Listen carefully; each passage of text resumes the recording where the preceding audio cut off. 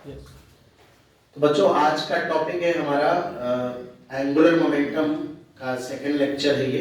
तो हम लोग पढ़ेंगे, सबसे पहले हम डिस्कस कर लेते हैं angular momentum of a rigid body, of a rigid body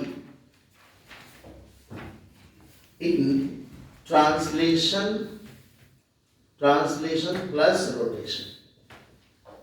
एक रिजिड बॉडी जो कि ट्रांसलेशन भी कर रही है, रोटेशन भी कर रही है, उसका एंगुलर मोमेंटम बताना है।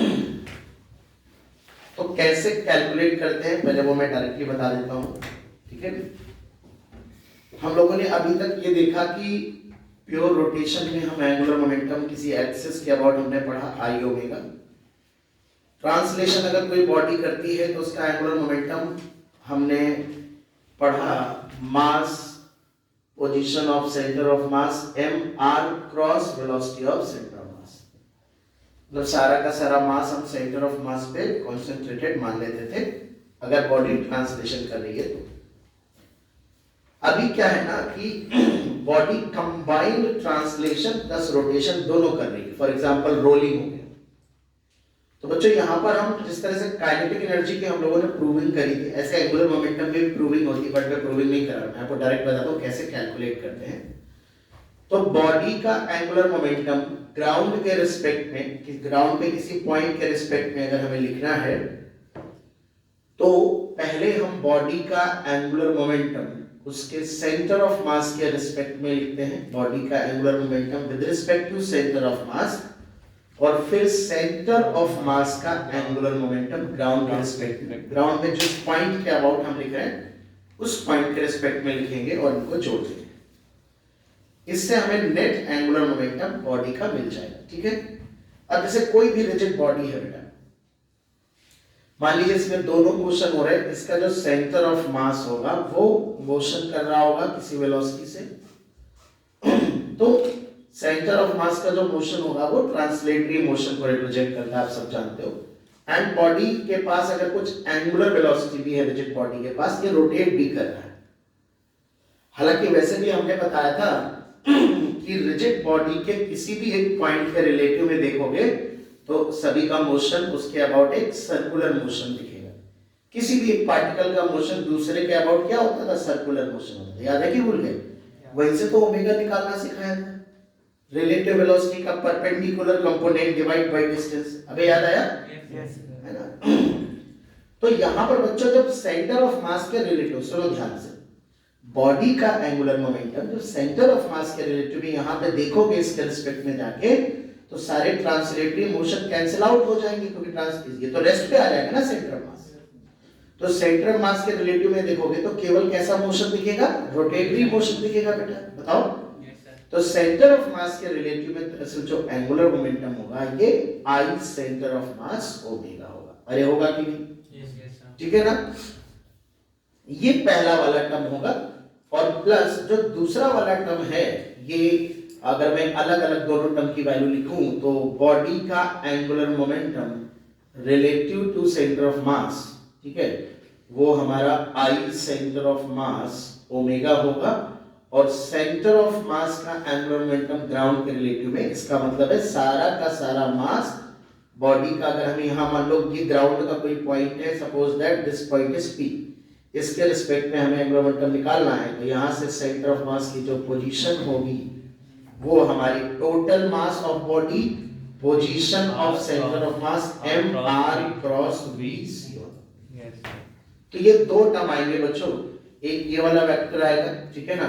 इसको हमने आपको बताया था कि आई स्केलर नहीं होता है, तो अगर प्लेनर मोशन हो रहा है, सिमेट्रिक केस है, तब तो तुम ऐसा लिख सकते हो, कभी कभी एंगुलर मोमेंटम ओमेगा की डायरेक्शन में होता है, कभी कभी नहीं होता है, इसलिए मैं इसको वेक्टोरियली लिखने से अवॉइड कर रहा हूं, ठीक है। बात समझ रहे हैं? कहीं कहीं लिख देते हैं, अगर प्लेनर मोशन है तब तो आप लिख सकते हो, लेकिन कई बार 3 डायमेंशनल मोशन, रोलिंग कोन और कुछ ऐसे इफेक्ट्स होते हैं 3 डायमेंशनल एंगुलर वेलोसिटी में, जहां पर थोड़ी अनसिमेट्रिक सिचुएशंस होती हैं, और मैं आपको बता भी चुका हूं कि moment of inertia is not simply scalar, it is a tensor quantity, तो थोड़ा अलग तरह से डील होता है, and you can not right vectorially, but हमारे क्वेश्चन में जितने से क्वेश्चन आए, इनफैक्ट इवन एक दो क्वेश्चंस को अगर छोड़ दिया जाए तो जेई में जो क्वेश्चन पूछे गए हैं अभी तक या नीट में जो क्वेश्चन पूछे गए हैं उनमें आपको इनकी डायरेक्शन ऑलमोस्ट सेम ही रहती है। तो अगर आप लिख दोगे तो मुझे बुरा नहीं लगेगा, कोई दिक्कत नहीं, बट आपको पता होना चाहिए कि बात ऑलवेज ट्रू नहीं है, ठीक है। हाँ, इसको मैंने वेक्टोरियल लिख दिया क्योंकि हमेशा ऐसे ही रहेगा। तो यहाँ पर दो टर्म है बेटा, एक टर्म है ये वाला, ये हमेशा आई सीओएम ओमेगा होगा। ये क्लॉकवाइज एंटी क्लॉकवाइज हम ओमेगा की डायरेक्शन देख के प्लेनर मोशन में समझ जाएंगे, इसका भी सेंस समझ जाएंगे। इसका जो मैग्नीट्यूड होगा, अगर मुझे इसका मैग्नीट्यूड लेना है तो हम बिल्कुल उसी तरह से लगाया करेंगे, मास into velocity of centre of mass into perpendicular distance of point from the line. याद है ना, ये जैसे वेलोसिटी की लाइन ऑफ एक्शन से क्या लिया करते थे, पॉइंट की perpendicular distance D centre of मास, उसी तरह से निकालेंगे जैसे निकालते हैं। मतलब ये वाला जो फॉर्मूला है वो पार्टिकल वाला है, सेंटर मास का एंगुलर मोमेंटम निकालेंगे तो जो पार्टिकल वाला फॉर्मूला है वो ही लगाएंगे, सारा का सारा मास सेंटर ऑफ मास मान के। और ये सेंटर ऑफ मास के रिलेटिव में देखेंगे तो जब सेंटर ऑफ मास के रिलेटिव में देखेंगे तो बॉडी क्या कर रही होगी, प्योर रोटेशन, तो प्योर रोटेशन वाला फॉर्मूला लग जाएगा। बात समझ रहे हैं? तो कहने का मतलब अब ये दोनों जुड़, वेक्टोरियली तो हम जोड़ रहे हैं दोनों, लेकिन वेक्टर की तरह जुड़ेंगे। अगर अपोजिट डायरेक्शन में है तो मैग्नीट्यूड घटा देंगे, सेम डायरेक्शन में तो वो जोड़ देंगे। इसीलिए मैंने इन दोनों को यहाँ लिखा नहीं है जानबूझ के कि बीच में प्लस लगाना है कि माइनस लगाना है, ये डिपेंड करेगा कि वेक्टर की डायरेक्शन क्या है, ठीक है।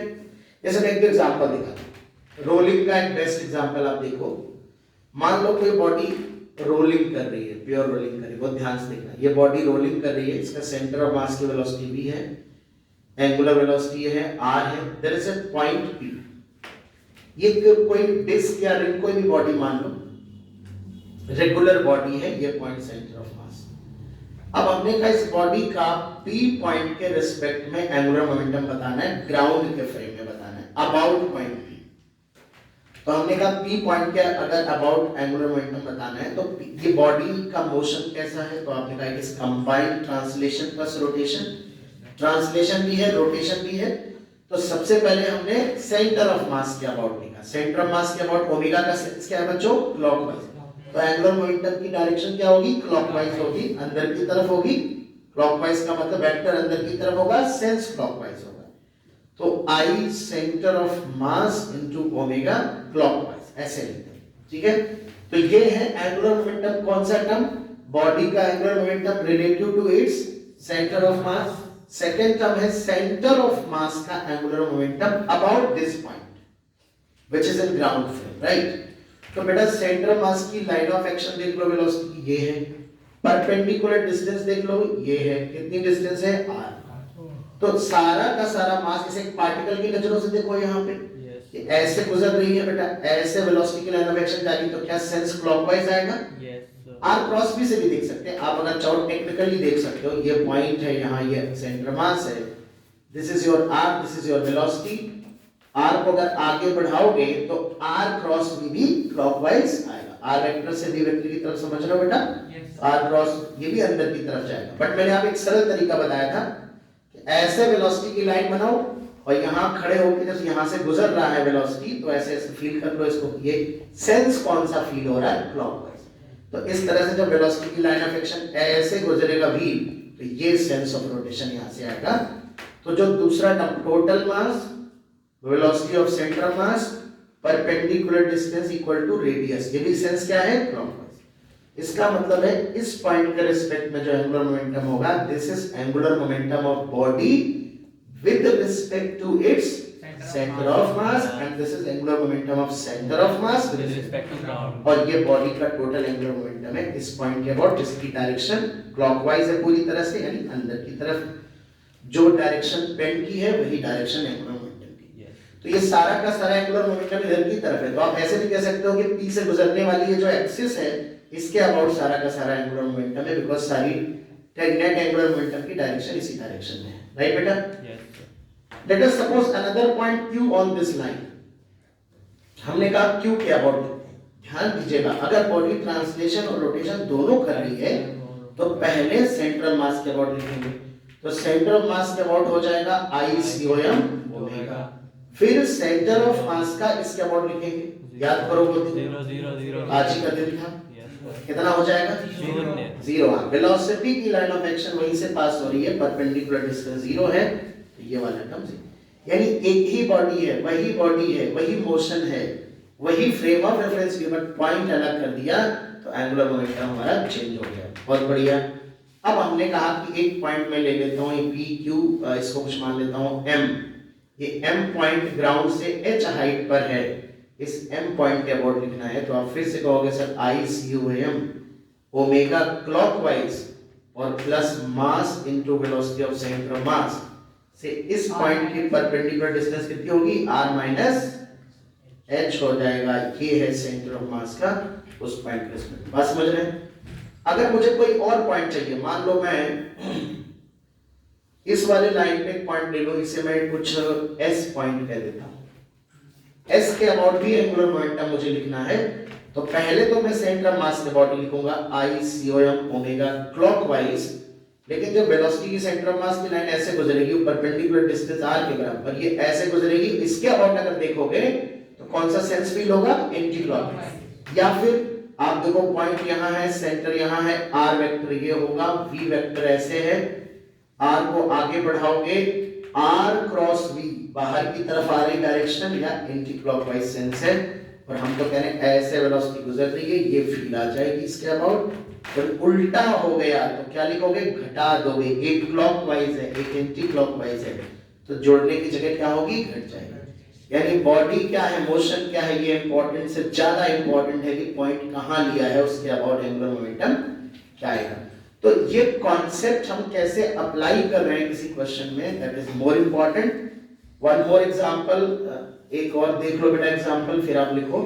जैसे मान लो ये रॉड है बेटा, पतली सी रॉड है, ये इसके सेंटर ऑफ मास की वेलोसिटी v है and it is rotating anti clockwise with omega, और थिन रॉड है, मास m है, लेंथ l है। अगर मैं तुमसे कहूं कि इसके सामने यहां एक कोई पॉइंट p है ग्राउंड के फ्रेम में, इसके अबाउट एंगुलर मोमेंटम लिखना है, तो आप कहोगे सर पहले तो मैं सेंटर ऑफ मास के अबाउट लिखूंगा। हमने कहा वेरी गुड, लिख लो बेटा। तो सेंटर ऑफ मास के about I C M omega बेटा, तो ml स्क्वायर बाई 12 ओमेगा, कौन सा सेंस है? जो ओमेगा का सेंस है एंटी क्लॉकवाइज बाहर की तरफ बेटा, ठीक। और फिर इस पॉइंट के अबाउट सेंटर ऑफ मास है, यहां सारा मास कंसंट्रेटेड मान लो, और गुजर कैसे रही है लाइन ऑफ एक्शन? ऐसे गुजर रही है ना। जब यहां से ऐसे गुजरेगी तो ये फील आएगी बेटा, ये फील आएगी, देखो जरा ध्यान से। तो यहां पर क्या आएगा? ये एंटी क्लॉकवाइज, ये क्लॉकवाइज है, तो ये mv इनटू परपेंडिकुलर डिस्टेंस कितनी हो जाएगी? ये l, और ये क्लॉकवाइज, ये एंटी क्लॉकवाइज। अगर ये बड़ा होगा तो रिजल्टेंट नेगेटिव आ जाएगा, will be in clockwise direction.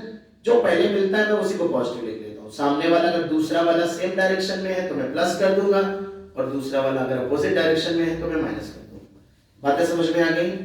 Calculation कर पाओगे तभी कंजर्वेशन अप्लाई कर पाओगे, कैलकुलेट ही नहीं कर पाओगे तो कंजर्वेशन कैसे करोगे बताओ? चलो देख लो फटाक से।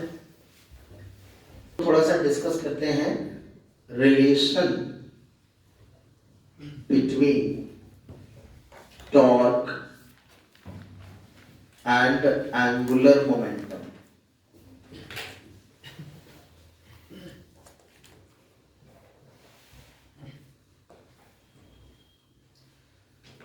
तो अच्छा, इसको रिलेट करने से पहले जरा एक क्वेश्चन का आंसर तुम लोग करो। एक हमारे पास ये डिस्क है, मास m रेडियस r, ये पॉइंट P है, इसकी वेलोसिटी v है, और ये प्योर रोलिंग कर रही है।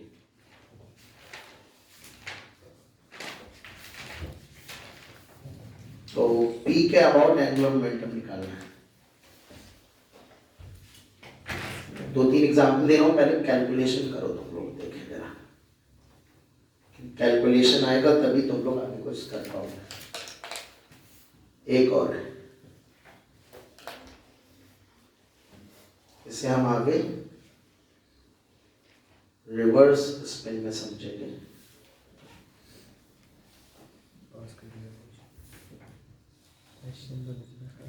ये एक सॉलिड स्फीयर है,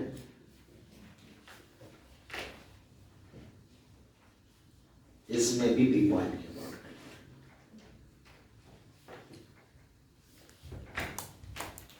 रेडियस आ रहेगा। किसी भी बॉडी का एंगुलर मोमेंटम हम ट्रांसलेशन प्लस रोटेशन में हमने कैसे सीखा? तो लोग सीखते क्या हो यार, पहले सेंटर ऑफ मास के अबाउट लिखना है। क्या लिखना है? सेंटर ऑफ मास के अबाउट कैसा मोशन दिखता है? Pure rotation. तो आई ओमेगा लिखेंगे, आई सेंटर ऑफ मास ओमेगा। अभी तो मैंने बताया था लिख के ना, तो क्या लिखेंगे? आई सेंटर ऑफ मास ओमेगा। क्या सेंस है ओमेगा का? क्लॉकवाइज, रोलिंग कर रही है। फिर सेंटर ऑफ मास का इस पॉइंट के अबाउट लिखना है, तो सारा मास सेंटर ऑफ मास में कंसंट्रेट मान लेता है। क्या फॉर्मूला बताया? MVD, मास ऑफ बॉडी कहां कंसंट्रेट कर लेंगे? यहां। मास of body, velocity of centre of मास अभी नहीं डिसाइड करेंगे प्लस है कि माइनस। और इधर से ऐसे ये परपेंडिकुलर डिस्टेंस है यार, वेलोसिटी की लाइन ऑफ एक्शन से पॉइंट की परपेंडिकुलर डिस्टेंस, तो MVR टर्म लिखेंगे। अब जब ये वेलोसिटी यहां से ऐसे गुजर रही होगी तो ये यही सेंस फील होगा क्लॉकवाइज, ये भी क्लॉकवाइज, ये भी क्लॉकवाइज, बीच में क्या लगा देंगे? प्लस, सेम सेंस में। क्या दिक्कत है इसमें बताओ? क्यों गलती हो रही? समझ आ गया ना सभी को? समझ ना आया करो तो पूछ लिया करो 2 बार, ठीक है? आई सेंटर ऑफ मास की वैल्यू क्या पुट करेंगे? कौन सी बॉडी है? इस एक्सिस के वर्ड क्या होता है? mr²/2।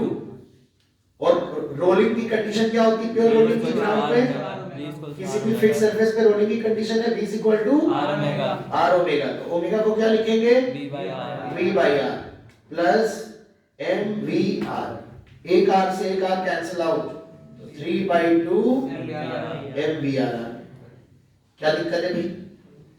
अब इसी तरह से कोई भी बॉडी रोलिंग हो सकती है, स्फीयर हो सकता है, सेल हो सकता है, सिलेंडर हो सकता है ना, कर ले जाओगे।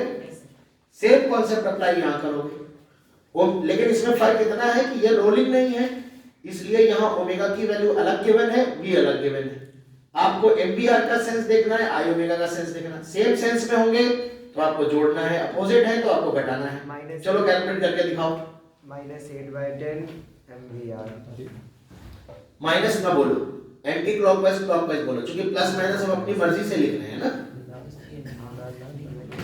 बोलो क्या आएगा बेटा? चलो कम ऑन। 7/10 MRV0। श्रेया जी का 7/10 आ रहा है भाई। श्रेया क्लॉकवाइज आ रहा है कि एंटी क्लॉकवाइज? श्रेया का एंगुलर मोमेंटम एंटी क्लॉकवाइज आया है भाई। और इसका कितना आ रहा है? 4/5 8/10 ही तो होगा भाई। 4/5 श्रेयांश का आ रहा है। क्लॉकवाइज है कि भाई anti clockwise? Anti clockwise minus 4/5 MV0 R शायद बोल रहे हैं एंटी क्लॉकवाइज। -4/5 माइनस है यही आया एंटी क्लॉकवाइज। एंटी क्यों माइनस है ना? माइनस तो एंटी क्लॉकवाइज। आओ देखो सभी लोग, क्लॉकवाइज। अच्छा minus clockwise. Yes sir, clockwise 4/5। अरे तुम बेवकूफ हो श्रेयांश, तुम समझ नहीं रहे। हम यहाँ कन्वेंशन फॉलो नहीं कर रहे हैं। वैसे तो angular convention anti clockwise positive, clockwise negative लेते हैं। हम यहाँ क्या कर रहे हैं? जो पहले मिल जाता है हम उसको प्लस लिख लेते हैं, सामने वाला अगर ऑपोजिट है तो हम माइनस लिख लेते हैं।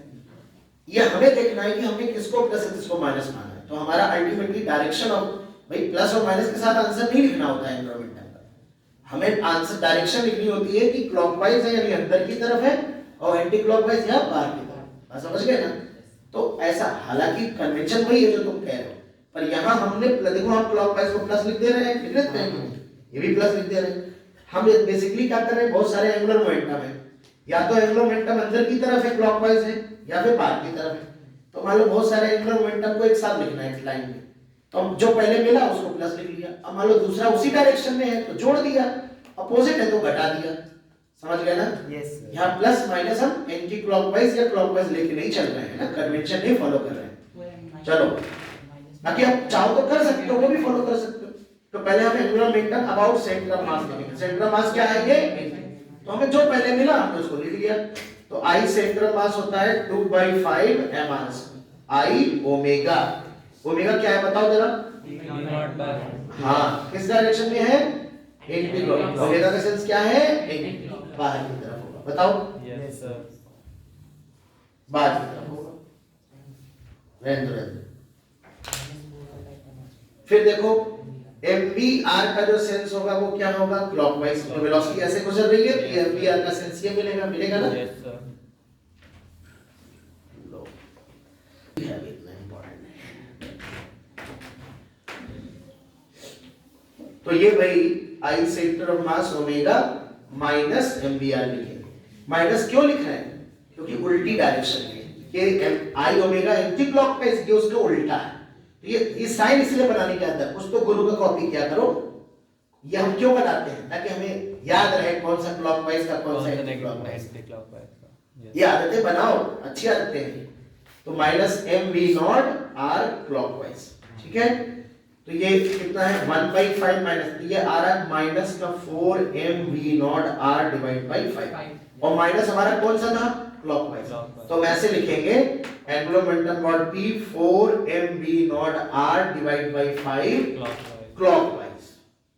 या हम ये कह सकते हैं अंदर की तरफ। क्लॉकवाइज का मतलब डायरेक्शन ये होगी, this is the direction of angular momentum. आप समझ रहे हैं ना? अंदर की तरफ, perpendicular to the board, into the board. अबे समझ पा रहे हो? Yes, sir.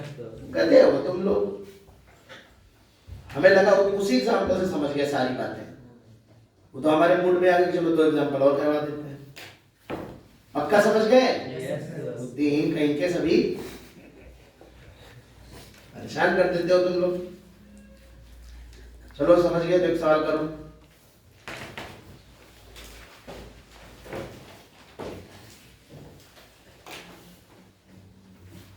ये एक हॉलो स्फीयर है, ये ओमेगा गिवन है, इसका रेडियस R है, ये पॉइंट P क्या बॉडी बताना है, प्योर रोलिंग कर रहा है, प्योर रोलिंग कर रहा है। P क्या बॉडी एंगुलर मोमेंटम बताना है।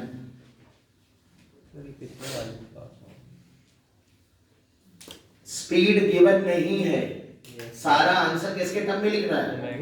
MR ओमेगा के टर्म में लिखना है इसका।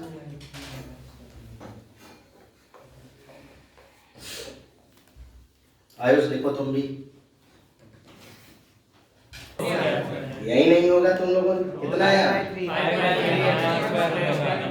नहीं, विद्यार्थी का आंसर सुनने दो। हाँ कुछ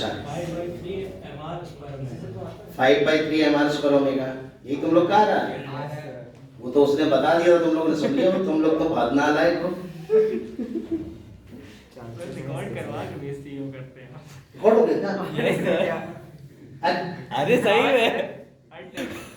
चलो कोई बात नहीं, हो जाएगा तो हो जाएगा। तो तुम लोग कौन से दूध के दुले हो? तो नालायक ही सब के सब। ये फिर से रिकॉर्ड हो गया। कोई बात नहीं यार, ठीक है, अपने लिए कौन सा कोई देखेगा। चलो, तो P के अबाउट एंगुलर मोमेंटम ये है, तो ये तो मतलब ठीक है। अब तो तुम लोग को कहते सुनने की आदत पड़ गई है ना। अब तो जिस दिन नहीं कहते हो उस दिन उलझन होती है कि क्यों नहीं कह रहे हैं। Yes, sir. तो P के अबाउट एंगुलर मोमेंटम होगा, सबसे पहले हमें पता है, हम बार-बार नहीं लिखेंगे, 2/3 MR स्क्वायर ओमेगा क्लॉकवाइज, और MVR भी क्लॉकवाइज आएगा, और V की वैल्यू क्या होगी बेटा? R omega. तो ये 2/3 5/3 MR square omega. 10 minute 20 minute खा गए तुम लोग हमारे। ये कम एग्जांपल में पूरी बात कॉन्सेप्ट के साथ समझ लिया करो। चलो back to the discussion, relation between torque and angular momentum। जैसा कि हमने एंगुलर मोमेंटम डिफाइन करने से पहले कहा था कि जिस तरह से ट्रांसलेटरी मोशन के अमाउंट को मेजर करता है मोमेंटम, ऐसे ही रोटेशनल मोशन के अमाउंट को मेजर करता है एंगुलर मोमेंटम। ट्रांसलेशनरी मोशन में चेंज करने के लिए फोर्स रिस्पांसिबल होता है, जिस तरह से फोर्स होता है rate of change of linear momentum, ठीक उसी तरह से टॉर्क और एंगुलर मोमेंटम का रिश्ता होता है। पहले रिश्ता बता देते हैं कि ये रिश्ता क्या कहलाता है बच्चों। तो एक्सटर्नल टॉर्क होता है किसी भी बॉडी पे rate of change of angular momentum with time, ठीक है। वैसे इसके कई तरह के प्रूफ किए जा सकते हैं, छोटा सा प्रूफ हम भी कर लेते हैं। जैसे कि एंगुलर मोमेंटम बच्चों हमने पढ़ा कि मोमेंट ऑफ मोमेंटम होता है। अरे होता है कि नहीं? Yes, sir. बताओ भैया, नहीं होता है? होना पड़ेगा भाई। तो R क्रॉस P, अगर हम इसका rate of change of angular momentum कर देते हैं, तो मान लो differentiation of d/dt of R cross P, तो आप ये देखिए बच्चों, dl/dt आ जाओ बेटा, शाबाश। बंद कर दो। एकांश, तुम नालायकों की श्रेणी में। सर 4/12 में बताया। तो बच्चों, rate of change of angular momentum first term का differentiation dr by dt cross product second term plus second term का differentiation cross product first term. First cross second का डिफरेंशिएशन। याद करो वो दिन जब हमने तुमको काइनेमेटिक्स पढ़ाई थी और हमने चिल्ला चिल्ला के बताया था कि बेटा rate of change of velocity नहीं, rate of change of position क्या होता है? वेलोसिटी। और p को क्या लिख सकते हैं? mv लिख सकते हैं। m तो बेशर्म स्केलर है, उसको बाहर कर दो चाहे अंदर कर दो। है जी, कर सकते हो कि नहीं? और rate of change of linear momentum को एक्सटर्नल फोर्स कहते हैं कि नहीं? तो जब इस p वाले m को बाहर लेने से v क्रॉस v हो गया है। एक वेक्टर का उसी वेक्टर से क्रॉस प्रोडक्ट जीरो वेक्टर होता है कि नहीं? क्योंकि a क्रॉस b बराबर ab sin थीटा होता है। अगर दो वेक्टर सेम होंगे तो उनके बीच का एंगल 0 डिग्री होगा, तो sin 0 की वैल्यू 0। तो क्या v क्रॉस v 0 हो जाएगा? सभी लोग बताएंगे 0 होगा कि नहीं? शाबाश। तो ये क्या, r क्रॉस f को क्या कहते हैं? टॉर्क कहते हैं क्या? और r क्रॉस f एक्सटर्नल का मतलब एक्सटर्नल टॉर्क है क्या? तो बहुत बढ़िया भैया।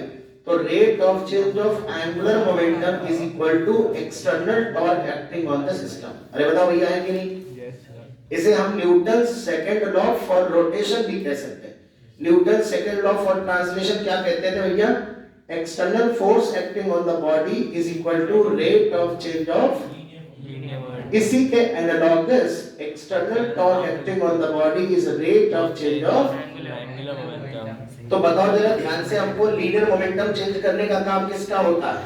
टॉप करेंगे force, external force. Linear momentum change करने का काम किसका? External force. External force. Angular momentum change करने का काम किसका? External torque. External torque. अगर किसी बॉडी का एंगुलर मोमेंटम चेंज हो रहा है तो क्या गारंटी से कह सकते हो कि उस पे टॉर्क लग रहा होगा? अजी बताओ यार, नहीं बताओगे?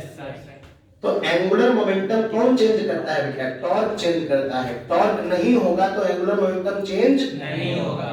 अच्छा, ये कह दे कोई टॉर्क नहीं होगा तो एंगुलर मोमेंटम नहीं होगा, ये गलत है।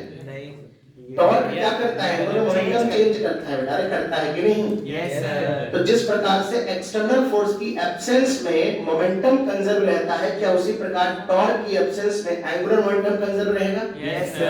कंजर्वेशन ऑफ लीनियर मोमेंटम क्या कहता था कि अगर किसी बॉडी पे कोई एक्सटर्नल फोर्सेस रिजल्टेंट 0, किसी सिस्टम पे एक्सटर्नल फोर्स का रिजल्टेंट अगर 0 हो तो सिस्टम का लीनियर मोमेंटम समय के साथ चेंज नहीं होगा, मींस कंजर्व रहेगा। अरे रहेगा।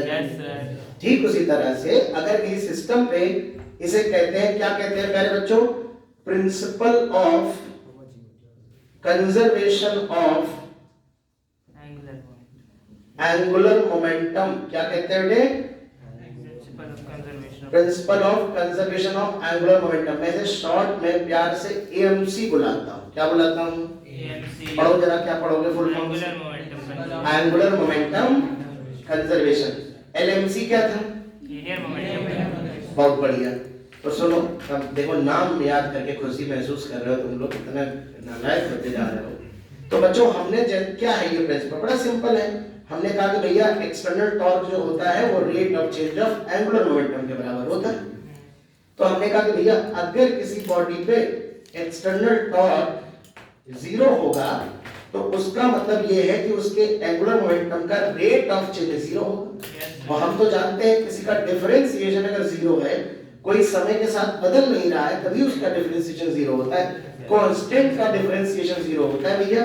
तो इसका मतलब L कैसा हो गया यहाँ पर?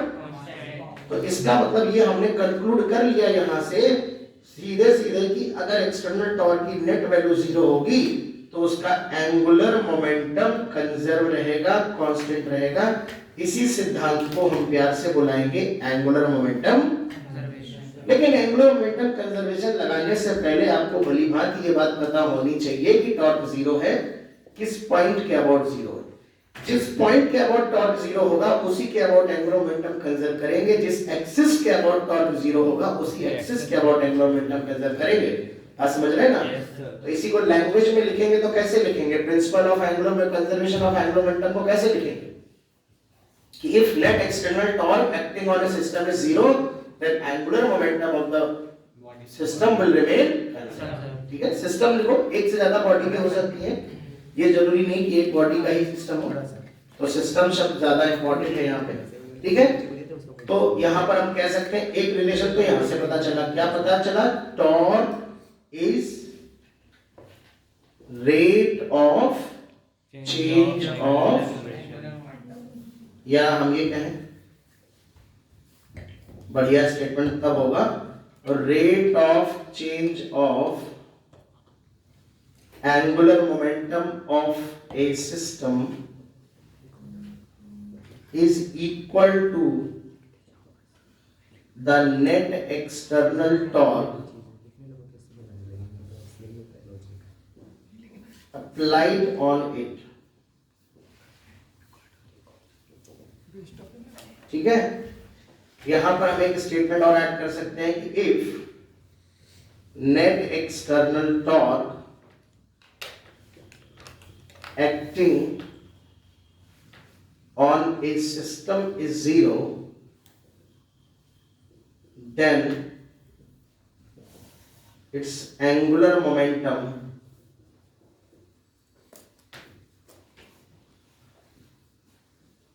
remains conserved or constant. इतना लिख लो, फिर मैं इसमें कुछ क्वेश्चंस फ्रेम करूंगा।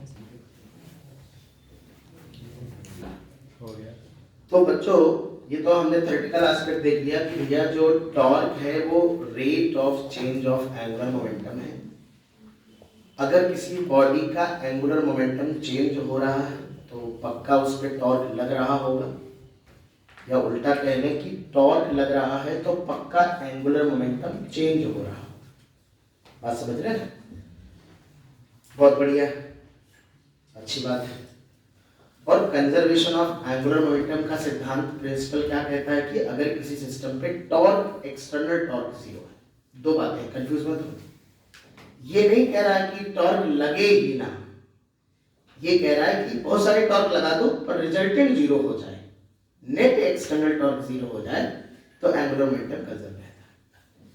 इससे पहले कि हम कंजर्वेशन ऑफ एंगुलर मोमेंटम के सिद्धांत पर बेस्ड एप्लीकेशन क्वेश्चन करें, एक बड़ा कॉन्सेप्ट इंपॉर्टेंट है। हमने कहा अगर प्योर रोटेशन है बॉडी का, प्योर रोटेशन, किसी एक्सिस के अबाउट बॉडी फिक्स्ड एक्सिस के अबाउट प्योर रोटेशन कर रही, pure rotation about fixed axis, तो हमने आपको एक रिलेशन पढ़ाया था बहुत पहले, टॉर्क बराबर I alpha, torque is equal to I alpha, याद है?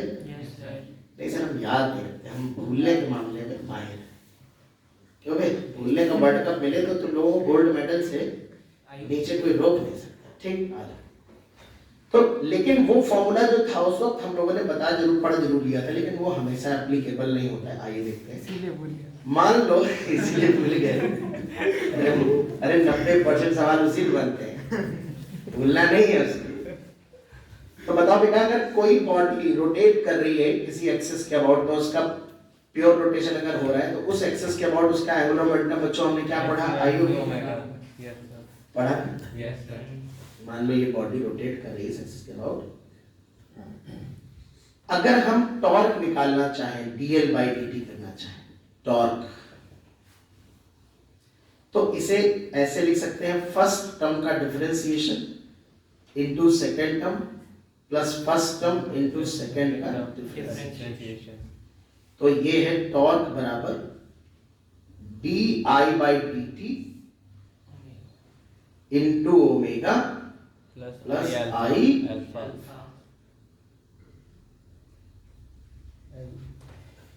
di by dt omega plus आई।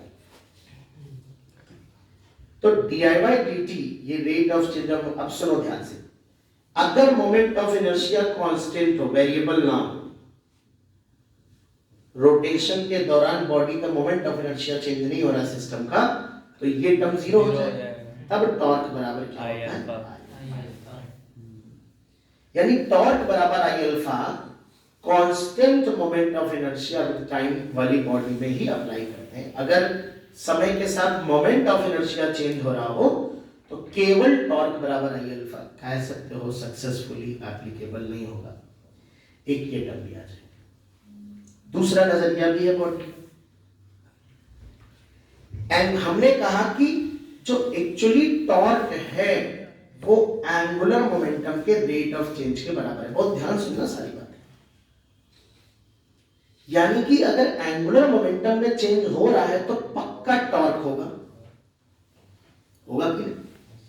अब मान लो हमसे कहा जाए कि एंगुलर मोमेंटम किसी एक्सिस के अबाउट क्या है, आई ओमेगा, तो दो संभावनाएं हैं। आई कांस्टेंट है, मान लो ओमेगा बढ़ रहा है, समय के साथ ओमेगा बढ़ रहा है, तो एंगुलर मोमेंटम ओमेगा चेंज हो रहा है, तो एंगुलर मोमेंटम चेंज हो रहा होगा, तुम समझ जाओगे टॉर्क है पक्का। क्योंकि आई कांस्टेंट है, ओमेगा चेंज हो रहा है, यानी there is a change in angular momentum, there must be some torque. क्या इतने बात समझ में आ रही है? दूसरी संभावना, मान लो ओमेगा कांस्टेंट है बॉडी का एक डिस्क है जिसका ओमेगा कांस्टेंट है, लेकिन मान लो वो डिस्क लगातार एक्सपेंड होती जा रही है ऑटोमेटिक, मान लो भूतनी है, भूत वाली डिस्क, वो डिस्क अपनी फैलती जा रही है, ओमेगा हो तो नहीं है उसका, है कुछ जादू मंत्र अंदर, उस पे हम विषय पे चर्चा करेंगे पर ओमेगा सेम है। एक बॉडी है जो उसके अपने मास का डिस्ट्रीब्यूशन बदल रही है, दूर होता जा रहा है मास, दूर होता जा रहा है, पर हमने ओमेगा उसका कांस्टेंट मेंटेन रखा है। तो सोचो अगर आई वेरिएबल हो और ओमेगा कांस्टेंट हो तब भी तो एंगुलर मोमेंटम में चेंज आएगा। Yes sir. और अगर एंगुलर मोमेंटम में चेंज है तो टॉर्क तो तब भी लग रहा होगा ना। यानी ऐसा करने के लिए भी टॉर्क की आवश्यकता पड़ेगी कि आई बढ़ रहा है फिर भी तुमने उसका ओमेगा कांस्टेंट रखा है। क्या मेरी बात समझ में आ रही है? क्योंकि अगर टॉर्क नहीं होगा तो एंगुलर मोमेंटम कंजर्व हो जाएगा, यानी बदलेगा नहीं। Yes sir. अगर टॉर्क नहीं होगा तो एंगुलर मोमेंटम कैसा रहेगा? कांस्टेंट। उस केस में जब वो भूत वाली डिस्क अपना आई बढ़ाएगी तो ओमेगा क्या होगा? घट जाएगा।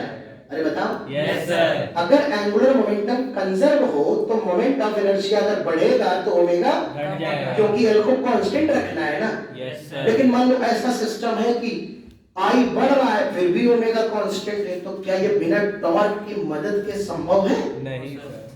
क्योंकि अगर मोमेंट, लेकिन बच्चे क्या करते हैं, बच्चों को ये वाली बात याद नहीं रहती। आईटी एडवांस 2012 में क्वेश्चन मार घंटा पूछ लिया उन्होंने। कैसे पूछा? अबे वो वाली बात नहीं, कहने का मतलब उन्होंने रॉड पे कीड़ा चला दिया, बोले रॉड घूम रही, कीड़ा टहल रहा है उसमें। अब एक्चुअली फर्स्ट अप्रोच जो बच्चों का, अबे ज्यादा नहीं, आयुष मार घंटा सही कर देंगे तुमको।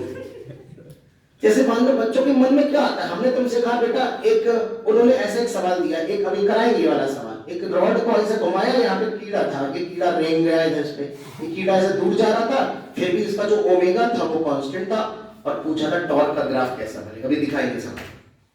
अब बच्चों ने सोचा टॉर्क बराबर आई अल्फा, उनको जब सोचो तब टॉर्क बराबर आई अल्फा दिखाई पड़ता है, तो उन्होंने कहा अच्छा टॉर्क बराबर आई अल्फा, अल्फा क्या है? D omega by dt, omega कैसा? कांस्टेंट। तो समझ गए अल्फा कैसा? 0। तो अगर अल्फा 0 तो टॉर्क 0, क्योंकि टॉर्क बराबर आई अल्फा है। लेकिन तुम समझदार, तुम सोचे टॉर्क बराबर आई अल्फा हमेशा नहीं होता, कब होता है? जब आई कैसा हो? यहाँ तो कीड़ा जब दूर जाएगा तो कीड़े की रेडियस बढ़ रही होगी, यानी यहाँ कीड़े का वेरिएबल मोमेंट ऑफ इनर्शिया होगा। यहाँ पे तुम्हें ये देखना है कि भैया मोमेंट ऑफ ओमेगा तो कांस्टेंट है पर आई में चेंज हो रहा है, there will be some change in angular momentum. बात समझ रहे? There must be some torque. बात समझ में आ रही कि नहीं? यानी टॉर्क 0 नहीं होगा। बढ़ेगा। अरे वो बाद में बात करेंगे, पहले जो समझा रहे हैं वो समझ में आए कि नहीं? लेकिन होगा तो नहीं, अभी हम कंडीशंस की बात करेंगे, किस तरह से कीड़ा चल रहा है, दादा भैया करके चल रहा है कि कैसा गाना गुनगुना रहा है। पहले मुद्दे की बात बताओ। तो ये वाला जो टॉर्क का टर्म है ये तब रोल में प्ले करता है जब मोमेंट ऑफ इनर्शिया चेंज होता है सिस्टम का। बात समझ रहे हैं? और ये तब जब ओमेगा चेंज होता है। अगर मान लो आई कांस्टेंट है, ओमेगा चेंज हो रहा है तो ये आएगा। अगर मान लो तुमसे कह दो omega constant but I variable है, तब भी तो टॉर्क आएगा ना, तब भी अल्फा तो 0 हो जाएगा, बट तब टॉर्क आएगा D I by D T into omega. अरे आएगा कि नहीं? ठीक है। और दोनों अगर कोई 0 नहीं है तो ये भी आएगा, ये भी आएगा। अब मान लो अल्फा ओमेगा बढ़ रहा हो तो ये पॉजिटिव आएगा, आई घट रहा हो तो ये नेगेटिव आएगा, उसमें दोनों टर्म घट जाएंगे। लेकिन अगर आई भी बढ़ रहा है ओमेगा की दोनों एंगुलर मोमेंटम को बढ़ा रहे हैं तो दोनों फैक्टर जुड़ेंगे, प्लस प्लस आएंगे। बिकॉज अगर आई इंक्रीजिंग होगा तो उसका डेरिवेटिव पॉजिटिव होगा, अगर ओमेगा इंक्रीजिंग होगा तो उसका डेरिवेटिव पॉजिटिव होगा। अरे क्लियर है कि नहीं भैया? तो मैं तो बस इतना कहना चाहता हूं कि टॉर्क बराबर आई अल्फा के परे भी क्वेश्चन बनाया जा सकता है, सिर्फ टॉर्क को आई अल्फा की नजरों से ना देखना, वरना नजरें धूमिल हो जाएंगी। तुम्हारे धूमिल से बचते हो, नजरों के सामने से गड़बड़ा जाएगा मामला। ठीक, क्वेश्चन आएगा और 4 घंटा मारेगा, देख नहीं पाओगे। प्रस्तुत है ये आईटी का क्वेश्चन और देखो सवाल दिखा। सवाल कुछ ऐसा पूछा उन्होंने, एक सवाल इस पे बहुत पहले आया था, तुम्हारे हमारे भी धरती में अवतरित होने से पहले 30 मतलब शुरुआती 80 के दशक में आया था, उसके बाद 2012 में सीधे इस कॉन्सेप्ट है। 30-40 साल 35 साल है, होता था 50 साल हो गए यार, 50 साल आए, 48 साल के तो क्वेश्चन आते हैं। पहले के क्वेश्चन है नहीं, 50 से ज्यादा हो गए सर सब पेपर आसान होता था या अब आसान? तब मुश्किल होता था ना, देखो कहना नहीं। फिर वही बात कि सर तेंदुलकर अच्छी बैटिंग करता था कि उससे पहले वो की विराट कोहली, पिच भी तो अलग अलग है ना, रिसोर्सेज भी अलग अलग है ना। पहले किताबें कहाँ होती थी, पढ़ाने वाले इतने लोग नहीं होते थे, है ना। सब इंजीनियर बन के अमेरिका और इधर उधर चले के दूसरों की अर्थव्यवस्था बढ़ा रहे थे। भारत में अर्थव्यवस्था कहाँ, सब जितने आईटीएन मोस्टली सब बाहर है, मैक्सिमम आईटीएन, थोड़े से लिमिटेड गिने चुने लेस देन 10% इंडिया में रहते हैं। तो कोई मतलब ही नहीं, इंडिया का पढ़ाने का समाज इंडिया में नहीं रहना, बाहर चला गया। तो बेटा पढ़ाने वाले नहीं थे, अब सब आईआईटी एनआईटी के पढ़े हुए लोग तुमको सेवाएं दे रहे हैं, पढ़ा रहे हैं, इसलिए पढ़ाई अच्छी, कंपटीशन बढ़ा है, एग्जाम टफ हुआ है, लेकिन इस एग्जाम में स्कोर करना आसान हुआ, क्योंकि हमारे पास किताबें अच्छी हैं। जितनी किताबें आज हैं, हमारे टाइम में 15 साल पहले किताबें नहीं थी, बहुत लिमिटेड बुक्स आई थी, बहुत एससी वर्मा चलती थी और रैसनिक हेलिडे थी, हेरोडोव थी, यही नहीं से पढ़ते थे हम लोग मैक्सिमम बुक से। एक नई आई थी डीसी पांडे तो भी मतलब सुनने में आते हैं यहाँ डीसी पांडे की किताब आई है, तब हम लोग पढ़ते। उससे और पहले चले जाओ 15-20 साल पहले तो रैसनिक हेलिडे थी केवल, रैसनिक हेलिडे से लोग पढ़ते थे। उससे और 10 साल पहले चले जाओ तो रैसनिक हेलिडे आंसर नहीं थे, आंसर नहीं मिलते थे कहीं, क्वेश्चन ही क्वेश्चन थे, पहले बताते आते थे। दिल्ली में किसी लाइब्रेरी में कहीं स्पेशल जगह आंसर रखे होते थे। तो ऐसा कुछ नहीं है, पहले के फ्रेम ऑफ रेफरेंस से देखोगे तो बड़े बड़े क्वेश्चन, कुछ क्वेश्चन पुराने बहुत टफ हैं जो आज की तारीख में भी कठिन माने गए, कुछ क्वेश्चन सरल भी आते थे, लेकिन उस फ्रेम ऑफ रेफरेंस में जेई तब भी उतना ही कठिन था, जेई आज भी उतना ही कठिन है, इवन और ज्यादा कठिन हुआ क्योंकि पहले जेई देने वाले लोगों की संख्या कम होगी। हम जब पढ़ते थे तब जेई 6 लाख बच्चे देते थे, एडवांस का पेपर 2 लाख। डिस्कशन वापस आते हैं, ठीक है। तो यहाँ पर हम क्वेश्चन कर रहे थे बेटा क्या करेंगे कि एक बॉडी है, उन्होंने दिया था एक रॉड है, उस पे एक कीड़ा है, यहाँ से t बराबर 0 पे मान लो यहाँ ये रॉड रोटेट हो रही है और इसका ओमेगा कांस्टेंट मेंटेन किया गया है, ऐसा गिवन है, कांस्टेंट ओमेगा मेंटेन किया गया। बहुत शानदार चैप्टर, वो ध्यान समझो। तो ये कीड़ा फिर क्या करता है, रॉड के रिलेटिव में कांस्टेंट वेलोसिटी v से चलना शुरू कर देता है, इसमें से रेंगना शुरू कर देता है। t = 0 पे कीड़ा ऐसे जा रहा है और जाकर यहाँ रुकता है, जाके यहाँ जाकर रुक जाता है। रॉड ऐसे घूम रही और रॉड कंटिन्यूअस कांस्टेंट ओमेगा से घूम रही है, ऐसा आपको प्रॉब्लम में डिस्क्राइब्ड है, दिया हुआ है, ठीक है। रॉड का मास नहीं गिवन, कुछ नहीं, क्योंकि ग्राफ उन्होंने पूछा था, हम लोग ले लेंगे। कीड़े का भी मास नहीं गिवन था, ठीक है, आप उसका भी मास को इमेजिन कर लेंगे for calculation point of view. हाँ, ये जरूर दिया था कि जो इंसेक्ट है वो कांस्टेंट स्पीड से रॉड के रिलेटिव में मूव कर रहा है, ठीक है। तो जब ये कीड़ा इधर जाके एंड पॉइंट पे रुक जा रहा है, तो बताओ टॉर्क का टाइम के साथ ग्राफ कैसा बनेगा, जो टॉर्क लग रहा होगा रॉड पे उसका टाइम के साथ ग्राफ कैसा बनेगा। टॉर्क बढ़ना चाहिए, तो कई ग्राफ दिए थे, बढ़ने सब बढ़ने वाले ग्राफ दिए थे कि कौन सा टिक करोगे, तो नेचर कैसा होगा, ऐसे बढ़ेगा, सीधा बढ़ेगा, वो इंपॉर्टेंट है बेटा, है ना। अब देखते हैं, सबसे पहले इस क्वेश्चन को करने से पहले हमें क्या सोचना है, कोई भी बच्चा हो, 90% भारतीयों के मन में टॉर्क बराबर आई अल्फा का जिक्र सबसे पहले आता है। तो जैसे इस क्वेश्चन में तो चलो आईटी वालों ने सेफ क्वेश्चन पूछ लिया, क्योंकि टॉर्क बराबर आई अल्फा से हो सकता है कई बच्चे ये कहते हैं कि ओमेगा कांस्टेंट है सर, अल्फा 0, जैसा कि मैंने बताया, तो टॉर्क बराबर सर आई अल्फा होता है। आई कुछ भी हो, क्या सोचना सर इसके बारे में, जब अल्फा ही 0 हो गया तो टॉर्क बराबर आई अल्फा 0 हो जाएगा। लेकिन इत्तेफाक से ये स्मार्टनेस यही वालों ने सोचा, इतने मूर्ख तो नहीं है हमारे आज के बच्चे, तो उन्होंने जीरो वाला ऑप्शन नहीं दिया, मतलब उन्होंने ऑप्शन में ऐसा कोई ग्राफ नहीं दिया जिसमें ग्राफ ऐसे कॉन्टिन्यूअस जीरो, वरना 50% भारतीय तो पक्का टिक कर देते ये वाला, ठीक है। सारे ग्राफ में कुछ ना कुछ नॉन जीरो वैल्यू पे ग्राफ था, देन वो बीच में जीरो भी कहीं कर रहे थे, वो अलग बात थी, मैं ग्राफ के ऑप्शंस नहीं बना रहा हूं, मुझे नहीं याद है। तो उन्होंने लेकिन जीरो एक में भी नहीं दिया था, लेकिन अगर एक न्यूमेरिक क्वेश्चन बनाया जाए और एक आंसर जीरो भी डाला जाए तो सबसे ज्यादा जो टिक करने वाले लोग होंगे वो जीरो होंगे, क्योंकि सभी टॉर बराबर आई अल्फा से सोचेंगे। तो एक तो उसने आंसर मैच नहीं किया, तो बुद्धि थोड़ी और खुली लोगों की, यार तुम्हारे जैसा समझदार हुआ जिसने इतनी गालियां खा ली है क्लास में, ठीक है, तो उसने सोचा कि नहीं, एंगुलर मोमेंटम का जो चेंज होता है वो टॉर्क होता है, भले ही अल्फा ना हो लेकिन एंगुलर मोमेंटम का चेंज तो हो रहा है, क्योंकि जब ये कीड़ा दूर भागेगा तो इसकी रेडियस ऑफ रोटेशन बढ़ेगी, इससे angular moment of inertia increase होगा, और आई टॉर्क एल बराबर आई ओमेगा है, आई बढ़ रहा है, ओमेगा कांस्टेंट मेंटेन रखा गया है, तो ये एंगुलर मोमेंटम यहाँ इंक्रीज हो रहा है। इसका मतलब कोई टॉर्क सप्लाई कर रहा होगा कि अल्टीमेटली एंगुलर मोमेंटम को चेंज कौन करता है, टॉर्क चेंज करता है। तो इससे आपका मन में विचार आया कि नहीं, there must be some torque when insect is moving relative to the rod. क्या इतनी बात समझ में आ गई? Yes, sir. अब मुद्दा है कि कैलकुलेट कैसे किया जाए। तो आपने कहा सर टॉर्क एंगुलर मोमेंटम होता है आई ओमेगा, टॉर्क बराबर होता है डीएल बाई डी टी। फिर आपने कहा ओमेगा कांस्टेंट है, आई वेरिएबल है, तो ओमेगा को बाहर रखा, आई का डिफरेंशिएशन कर लिया। या फिर ये आपको अगर इनमें से कुछ याद रह गया तो अच्छी बात है, बट मैं ये रटाने का प्रयास नहीं करना चाहता, मुझे ये बस चीज याद करानी है आपको, बाकी एनालिसिस आपकी वो मैं दिखा रहा था आपको। यहाँ आपने कहा कि हाँ इतना टॉर्क होगा, ठीक है।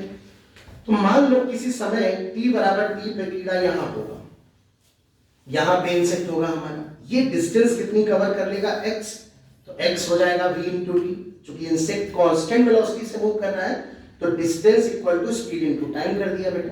तो यहाँ पर अगर हम I को देखें किसी टाइम t पे मोमेंट ऑफ इनर्शिया क्या होगा, एक तो रॉड का होगा ml²/3, और रॉड तो इसकी एक्सिस के ओर रोटेट कर रही है। इंसेक्ट का मास अगर इतना है तो mx² हो जाएगा, इसको अगर हम लिख लें तो ml²/3 और प्लस mv²t² हो जाएगा, ये मोमेंट ऑफ इनर्शिया हो जाएगा। इसका टाइम के रिलेटिव में डिफरेंशिएशन होगा, ये कांस्टेंट है, इसका डिफरेंशिएशन 0, और ये 2t हो जाएगा, तो 2mv² इंटू t। तो ये हमारा टॉर्क है बेटा, तो टॉर्क है, ये कांस्टेंट है बेटा, है ना, 2mv² सब कुछ कांस्टेंट होगा, तो ये y हो गया, ये m हो गया, ये x हो गया, तो ये स्ट्रेट लाइन इक्वेशन बन जाएगी कि नहीं।